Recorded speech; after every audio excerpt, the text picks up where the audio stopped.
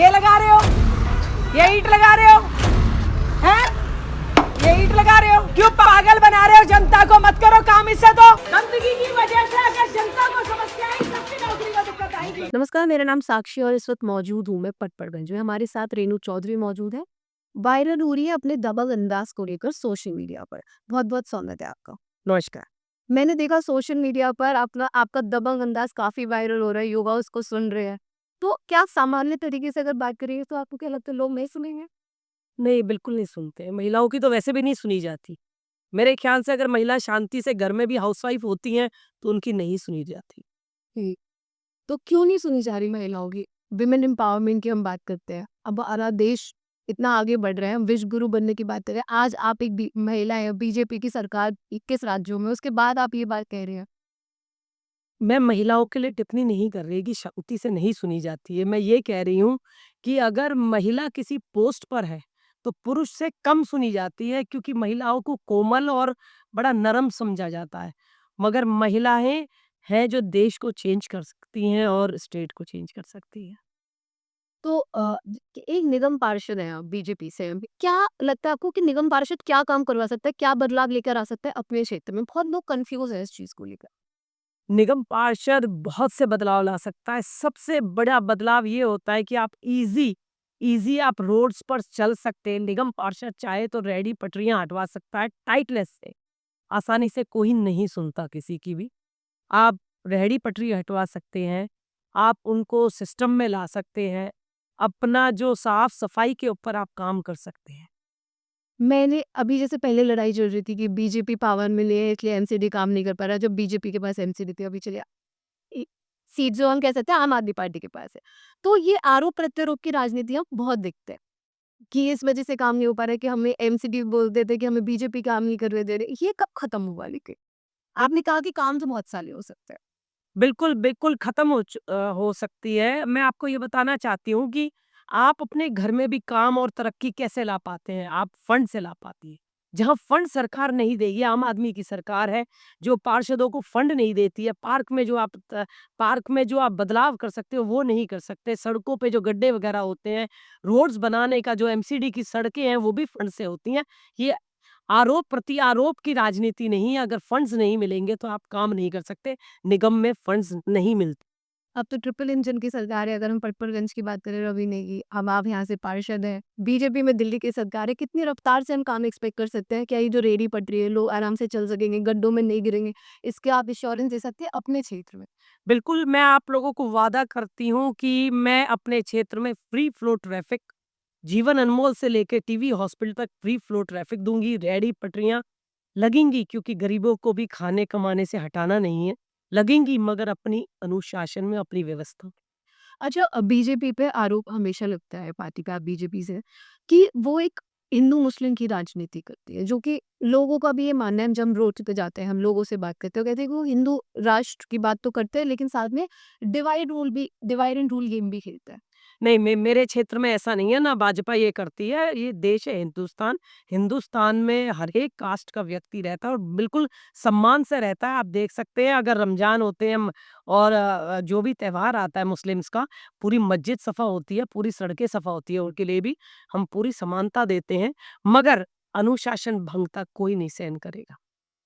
जैसे कि दिल्ली के बहुत सारे इलाकों में जाओगे, मुझे पता है कि आप पूरे दिल्ली के इंचार्ज नहीं है, बट ये सवाल इसलिए क्योंकि आप बहुत अच्छे से जवाब दे रही है। दिल्ली में बहुत सारे इलाकों में, अभी जब मैं विधानसभा चुनाव कवर कर रही थी, तो जैसे एग्जाम्पल कालका जी में मैं गई, वहाँ पे गलियाँ सुधरी हुई नहीं, रोड्स अच्छे नहीं है। तो वहाँ पे एक कंप्लेन है कि यहाँ पे बीजेपी के पार्षद है और जो हमारी सरकार में बैठा है वो आम आदमी पार्टी है, इसलिए यहाँ की सड़कें नहीं बन पाई। तो क्या ये दिक्कत आती है? जैसे कि अगर मान लीजिए पार्षद आप हैं यहाँ की, लेकिन सरकार मान लीजिए आम आदमी पार्टी की थी, तो ये दिक्कत पार्षद को पैसे नहीं मिल रहे, ये थोड़ा-सा आप समझा सकती हैं? हाँ, बिल्कुल, मैं यही आपसे अभी थोड़ी देर पहले बोल रही थी, अभी मैंने पहले बोला। बीजेपी का पार्षद होता है तो फंड की बड़ी समस्या है क्योंकि हमारे जो सदन में हमारी जो एमसीडी में सरकार है वो आम आदमी की सरकार है और 2 साल से हमें फंड नहीं मिला। 45 लाख फंड मिला था जिसमें स्लैब्स और जो फर्स्ट इमरजेंसी क्या होता है वो लाइट्स का हमने व्यवस्था करी। सड़कों की इसलिए बात नहीं हो पाती कि फंड नहीं है तो आप सड़कें नहीं बनवा सकते, उनमें गड्ढे रहते हैं, समस्याएं रहती हैं।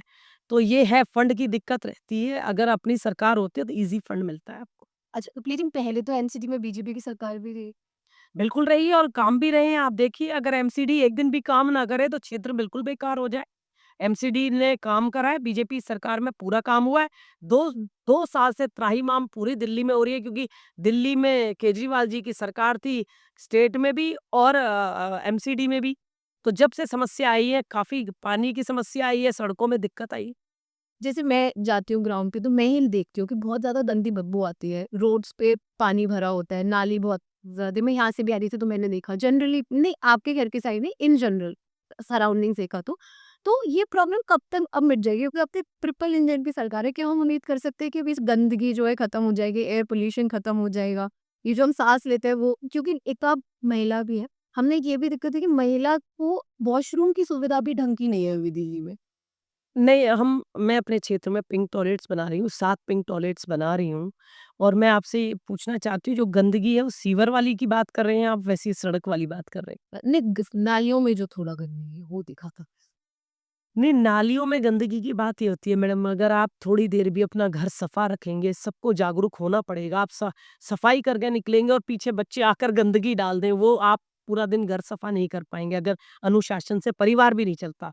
हम सब लोगों को, जनता को भी जागरूक होना पड़ेगा। अगर सफाई हो गई है, उधर आप थ्रो ना करें, डस्टबिनों में चीज़ें डालें, तो आप खुद स्वच्छता से ठीक रह सकती हैं। नहीं, बिल्कुल सही कहा आपने कि जनता को भी जागरूक होना पड़ेगा। आपने कहा पिंक टॉयलेट बनवा रही है, सुन के बहुत अच्छा लगा। तो हम उम्मीद करते हैं कि आपका क्षेत्र बहुत साफ-सुथरा रहेगा और मुझे आपसे बात करके अच्छा भी लगा। ऐसे और पार्षदों की ज़रूरत है जो एक्चुअली काम करें। लेकिन क्या ये सिर्फ़ इसलिए कि सोशल मीडिया पे दिखाने के लिए, या एक्चुअल में काम और भी जल्दी नज़र आएँगे? क्या-क्या आपका प्लान है क्षेत्र के लिए, वो थोड़ा शेयर कीजिए? मुझसे काफ़ी लोग बोलते हैं कि आप सोशल मीडिया में अपना रील्स डालते हो, आप अपने आप को पॉपुलर करने के लिए। मैं आपको ये बताना चाहती हूँ, मैं पॉपुलर करने के लिए नहीं, एक एक इलेक्टोरल पॉलिटिक्स में जो आपका सेवक बैठा है, उसकी ज़िम्मेदारियाँ क्या है, वो जनवाने के लिए करती हूँ कि रोज़मर्रा के मैं कितने काम करती हूँ, क्या-क्या काम करती हूँ। जनता का अधिकार है जानने का कि मैंने आपके लिए क्या-क्या सुविधाएँ ला रही हूँ मैं क्षेत्र में और क्या-क्या मैं आप लोगों के लिए कर रही हूँ। मैं इसलिए आपके लिए रील डालती हूँ और भी जागरूक हो, जनता जागरूक होगी तो कुछ ना कुछ अच्छा होगा। ठीक है। थैंक यू सो मच हमसे बात करने के लिए। हमारे साथ रेणु चौधरी थी। बहुत अच्छे से सभी सवालों के जवाब दिए और बताया कि अपने क्षेत्र के लिए क्या काम करेंगे। हम इनके क्षेत्र में थोड़ा-सा घूमे, हमने देखा सफाई थी, थोड़ी बहुत है जो वो कंप्लीट करेंगे और पिंक टॉयलेट्स भी बनवाएँगे। और मैंने बताया जैसे शुरुआत में कि सोशल मीडिया पे अपने दबंग नेचर को लेकर काफ़ी वायरल हो रही है। दबंग इनका वो एक है रुतबा, जहाँ पे जाती है, लोगों से बात करती है। आपकी इस पर क्या राय है? हमें कमेंट सेक्शन में ज़रूर बताएँ। धन्यवाद।